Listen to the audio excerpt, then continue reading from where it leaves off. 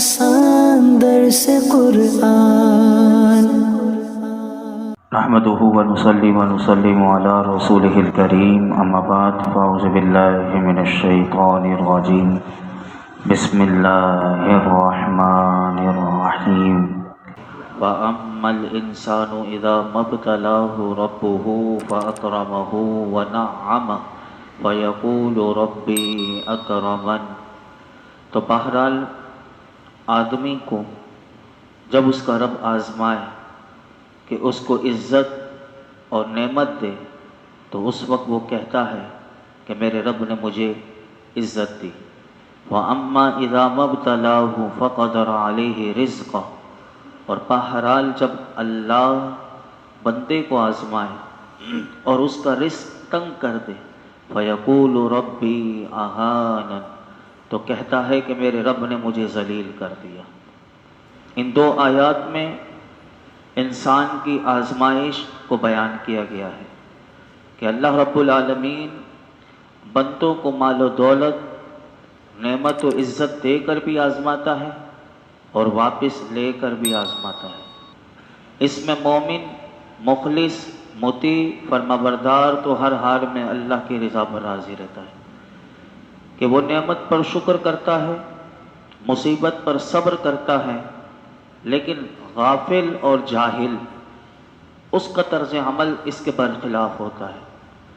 اگر اسے نعمت اور عزت کے ذریعے آزمایا جائے تو جو جاہل ہے، جو غافل ہے، تو وہ خود پسندی کا شکار ہو جاتا ہے اور اس نعمت پر اللہ کا شکر ادا کرنے اور اسے اللہ کا فضل اور احسان قرار دینے کے بجائے اپنا حق سمجھتا ہے اور اپنا کمال قرار دیتا ہے اور اس دنیاوی مال و دولت کو اللہ کے ہاں مقبولیت کی دلیل قرار دیتا ہے۔ اس کے برعکس جب اللہ تعالیٰ اسی جاہل، اسی غافل انسان کو رزق کی تنگی میں مبتلا کر کے یا دوسری تکالیف کے ذریعے آزماتا ہے تو وہ اللہ رب العالمین سے شکوے شکایت کرتا ہے اور ہر ایک کے سامنے جا کر واویلا کرتا ہے اور مال و دولت کی اس کمی کو اللہ کے ہاں مردودیت کی علامت سمجھتا ہے کہ میں اللہ کے ہاں مردود ہو گیا۔ یہ تمام کا تمام طرز عمل ایک حقیقی مسلمان کی شان کے برخلاف ہے کہ سچے مسلمان کو تو اگر مال و دولت اور عزت ملتی ہے تو وہ اسے اپنا ذاتی استحقاق قرار دینے کے بجائے وہ خالصتاً اللہ کی نعمت اور اس کا فضل قرار دیتا ہے، اور اگر کوئی مصیبت آتی ہے تو اسے اپنے گناہوں کا نتیجہ یا خدائی آزمائش قرار دے کر اللہ کی رضا پر راضی رہتا ہے۔ یوں ہی سچے مسلمان مال و دولت کی کثرت کو اللہ کے ہاں مقبولیت اور قلت کو مردودیت کی دلیل نہیں سمجھتے جو حقیقی مسلمان ہیں، بلکہ ان کے نزدیک مقبولیت کا معیار جو ہے اللہ کے ہاں وہ تقویٰ ہے اور مردودیت کا سبب نافرمانی ہے۔ اور یہ جو بات میں نے آپ کے سامنے کی یہ حدیث پاک میں بھی ہے۔ حدیث پاک میں آتا ہے کہ نبی رحمت شفیع امت صلی اللہ تعالیٰ علیہ وسلم نے بڑی وضاحت سے اس حقیقت کو آپ نے بیان فرمایا کہ میرے آقا علیہ الصلوۃ والسلام نے ارشاد فرمایا کہ اللہ تعالیٰ کا ارشاد ہے کہ میں جس کی عزت کرتا ہوں کثرت دنیا کی وجہ سے نہیں، اور جس کو ذلیل کرتا ہوں غربت کی وجہ سے، افلاس کی وجہ سے نہیں، بلکہ میں اپنی اطاعت کی وجہ سے کسی کو سرفراز کرتا ہوں اور اپنی نافرمانی کی وجہ سے کسی کو ذلیل و خوار کرتا ہوں۔ تو یہاں سے حدیث پاک بھی پتہ چلی۔ ان آیات میں جو طرز عمل بیان کیا گیا ہے یہ حقیقتاً علماء کہتے ہیں یہ کافروں کا طرز عمل ہے، لیکن افسوس اس بات پر کہ آج کل کے بہت سے نام نہاد مسلمان بھی غیر مسلموں کی دنیاوی ترقی سے مرعوب ہو کر ایسی سوچ بنا لیتے ہیں کہ اگر کافر جو ہیں وہ مردود ہیں تو اتنی نعمت و ترقی میں کیوں ہیں، اگر مسلمان مقبول ہیں تو اتنی ذلت اور پستی میں کیوں ہیں۔ یہ ایک سوچ جو ہے وہ جس نے قرآن و حدیث سے جس کا رشتہ نہ ہو تو یہ سوچ آ جاتی ہے، حالانکہ بات بالکل واضح ہے کہ مسلمان کی جو موجودہ پستی ہے وہ اسلام کی وجہ سے نہیں بلکہ اسلام کو چھوڑنے کی وجہ سے ہے، اسلامی تعلیمات چھوڑنے کی وجہ سے ہے، اور کافروں کی ترقی ان کے کفر کی وجہ سے نہیں ہے، بلکہ زندگی گزارنے کی جو حقیقی اسلامی تعلیمات ہیں ان میں سے بہت ساری چیزوں پر وہ کافر جو ہیں وہ عمل کر رہے ہیں، اس لیے وہ ترقی کر رہے ہیں۔ تو مسلمان اگر آج اسلام پر عمل کرنا شروع کر دیں، جیسے جمعے کے دن بھی میں نے عرض کیا تھا کہ انسان کو اللہ رب العالمین جو ہے وہ شریعت پر جب بندہ چلتا ہے تو شریعت میں کے عمل میں برکت ہی برکت ہے، اور جب بندہ شریعت سے ہٹ کر نافرمانی والی زندگی گزارتا ہے تو پھر وہ بے برکتی اور مردودیت ہی مردودیت ہے، پھر وہ کوئی قابل چیز نہیں۔ اب دیکھیے کہ یہ بات بیان کرنے کے بعد کہ اللہ رب العالمین نے انسان کی آزمائش کو بتایا کہ آدمی کو جب اس کا رب آزمائے نعمت اور عزت دے کر تو وہ کہتا ہے کہ میرے رب نے مجھے بڑی عزت دی، اور جب بندے کو آزمائے اس کا رزق تنگ کر دے تو وہ کہتا ہے میرے رب نے مجھے ذلیل کر دیا۔ اب اللہ تعالیٰ نے آگے جو بات بتائی وہ سنیے، فرمایا کلا بل لا تکرمون الیتیم ولا تحاضون علی طعام المسکین، فرمایا ہرگز نہیں، بلکہ تم یتیم کی عزت نہیں کرتے اور تم ایک دوسرے کو مسکین کے کھلانے کی ترغیب نہیں دیتے۔ ارشاد فرمایا کہ عزت اور ذلت کا معیار وہ نہیں اور ہرگز نہیں جو تم نے سمجھ رکھا ہے کہ عزت دولت کی وجہ سے، آج بھی لوگ یہی سمجھتے ہیں کہ عزت دولت کی وجہ سے، لگو اس کی عزت دولت کی وجہ سے۔ اللہ فرماتا ہے عزت دولت کی وجہ سے اور ذلت غربت کی وجہ سے ہوتا ہے، یہ ہرگز نہیں۔ مال و دولت کی یہ تقسیم یہ تو اللہ تعالیٰ کی حکمت ہے، کبھی کسی حکمت سے دشمن کو بھی دولت دے دیتا ہے اور کبھی کسی اپنے مخلص بندے کو بھی فقر و فاقہ میں مبتلا کر دیتا ہے۔ اصل عزت اور ذلت کا معیار جو ہے وہ اطاعت اور معصیت پر ہے، لیکن کفار جو ہے وہ اس حقیقت کو نہیں سمجھتے، اور یوں ہی فرمائیں کہ جاہل مقلد جو ان کے ماننے والے ہیں وہ بھی اس حقیقت کو نہیں سمجھتے۔ اللہ فرماتا ہے سن لو کہ تم میں سے اللہ کی بارگاہ میں جو ذلیل ہے وہ نہیں کہ جو مال کی کمی کا شکار ہے، بلکہ اللہ کی ہاں تمہاری ذلت کا سبب یہ ہے کہ تم یتیم کی عزت نہیں کرتے اور دولت مند ہونے کے باوجود ان یتیموں کے ساتھ اچھا سلوک نہیں کرتے اور انہیں ان کے حقوق نہیں دیتے جن کے وہ وارث ہیں۔ یہ ان لوگوں کے لیے ہے کہ جیسے اگر بھائی کا انتقال ہو جائے تو چاچا تایا وغیرہ وہ جائیداد پر قبضہ کر لیتے ہیں، اور ایسی مثالیں بہت معاشرے میں ملتی ہیں کہ پھر وہ یتیم بچوں کو بھی نہیں دیکھتے، نہ اس کی جو بیوہ ہوتی ہیں وہ جو بھابھی ہوتی ہیں ان کا نہ کسی کا بھی خیال نہیں ہوتا۔ تو اس طرح کے معاشرے میں بہت سے معاملات ہوتے ہیں۔ تو بہرحال مقاتل جو ہیں انہوں نے کہا کہ یہ امیہ بن خلف کے بارے میں یہ آیت کریمہ نازل ہوئی کہ جن کے پاس قدامہ بن مظعون جو یتیم تھے اور وہ انہیں ان کا حق نہیں دیتا تھا، اس پر یہ آیت کریمہ نازل ہوئی، اور اللہ رب العالمین نے قیامت تک آنے والے لوگوں کو اس آیت کریمہ میں پیغام دے دیا۔ پھر مزید آگے بھی بتایا کہ تم کیا کیا کرتے ہو، پہلے تو بتا دیا کہ یتیم کی عزت نہیں کرتے، اور فرمایا دوسری بات فرمایا تمہاری ذلت کا دوسرا سبب یہ ہے کہ تم خود بھی کھانے کی خیرات نہیں کرتے اور دوسروں کو بھی اس کی رغبت نہیں دیتے، بلکہ اس سے دوسروں کو بھی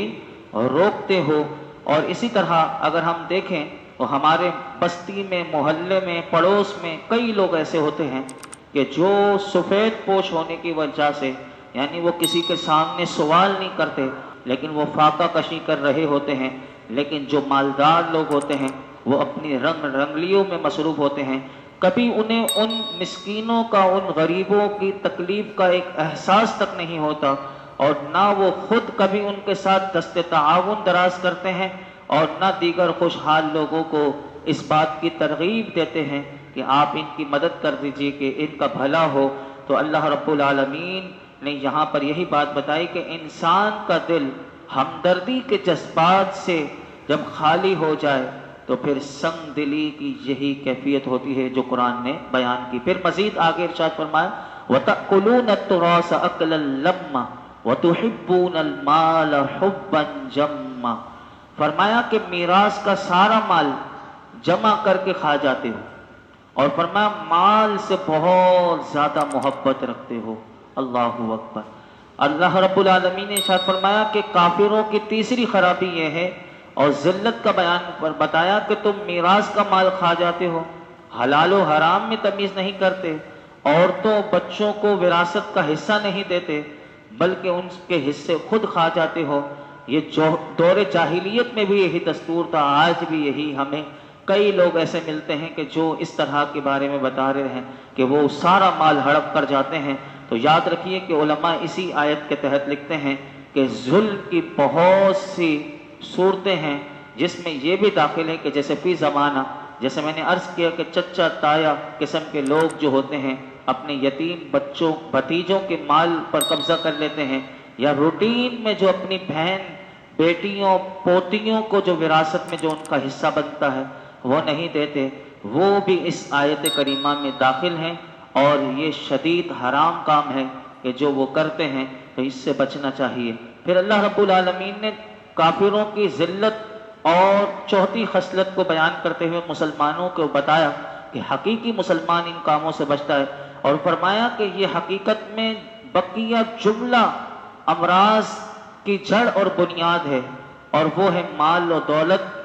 مال کی محبت اور دنیا کی محبت۔ یہ ساری برائیوں کی جڑ ہے، یعنی مال کی محبت اور دنیا کی محبت۔ ارشاد فرمایا تم مال سے بہت زیادہ محبت کرتے ہو اور اس کو خرچ ہی نہیں کرنا چاہتے، اسی سبب سے تم یتیم کی عزت نہیں کرتے، مسکینوں کو کھانا نہیں کھلاتے، دوسروں کو صدقہ و خیرات کی ترغیب نہیں دیتے، بلکہ دوسروں کا بھی مال کھا جاتے ہو، اپنا تو نہیں نکالتے بلکہ جو دوسروں کا ہوتا ہے وہ بھی کھا جاتے ہو، ان کی زمین ہے، جائیداد ہے، مال وراثت ملکیت سب پر قبضہ کر لیتے ہو، بلکہ اسی سبب سے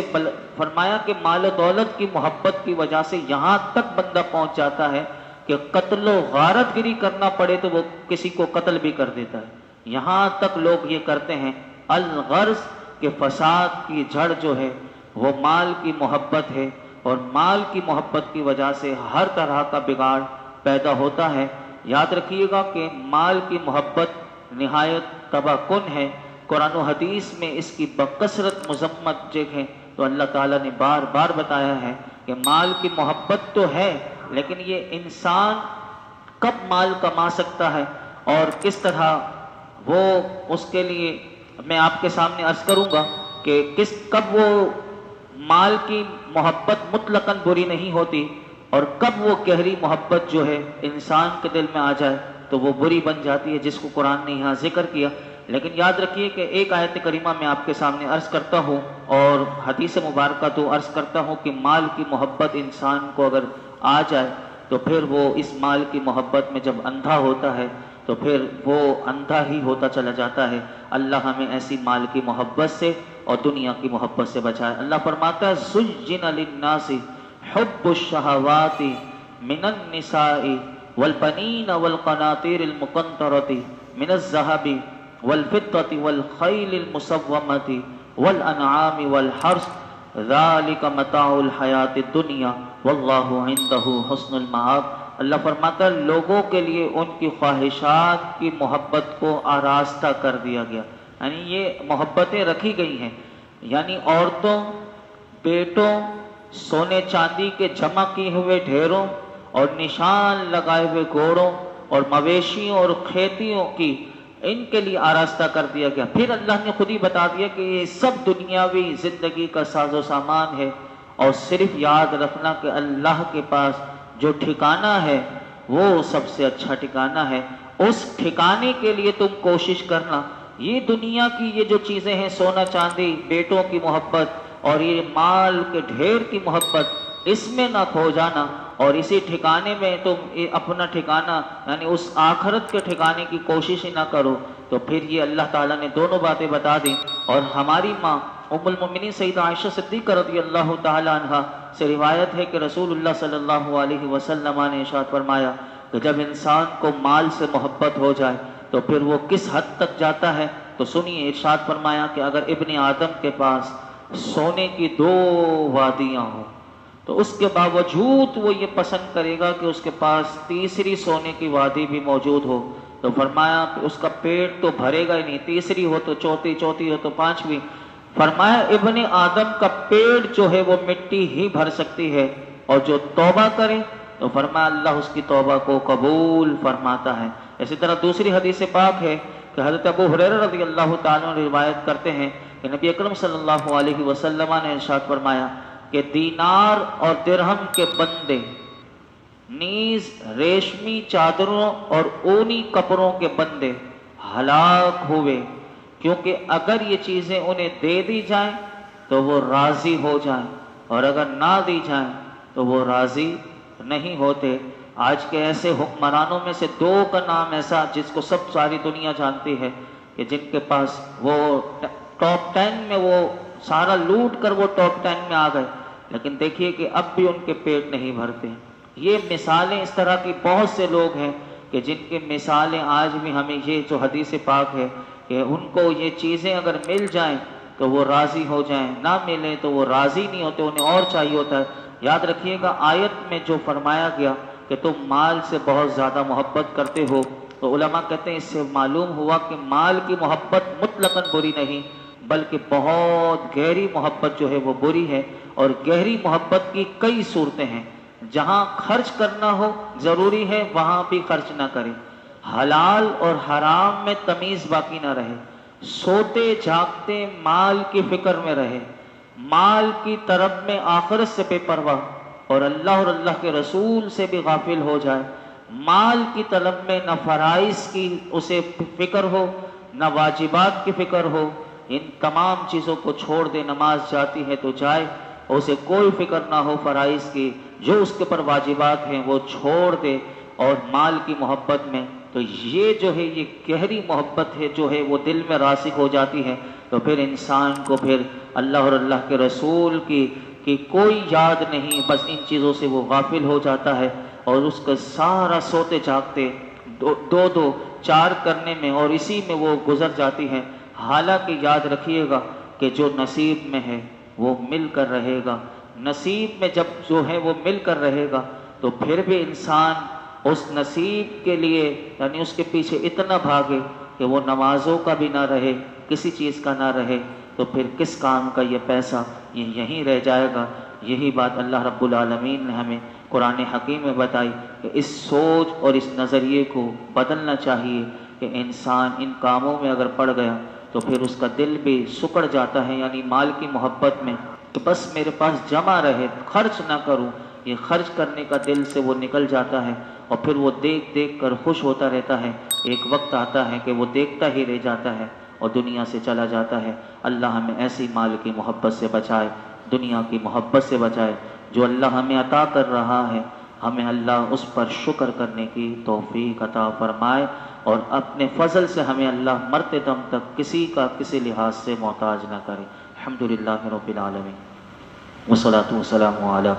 سید الانبیاء والمرسلین وعلی آلہ واصحابہ اجمعین۔ اللہ پاک جو کچھ سنا اس میں کوئی غلطی کوتاہی ہو معاف فرما دے، اپنی بارگاہ میں شرف قبولیت عطا فرما۔ یا اللہ ہمارے لیے سیکھنا سکھانا سمجھنا سمجھانا آسان فرما دے، عمل کرنا آسان فرما۔ یا رب العالمین ہمارے تمام صغیرہ کبیرہ گناہ معاف فرما، ہمارے ماں باپ کی ساری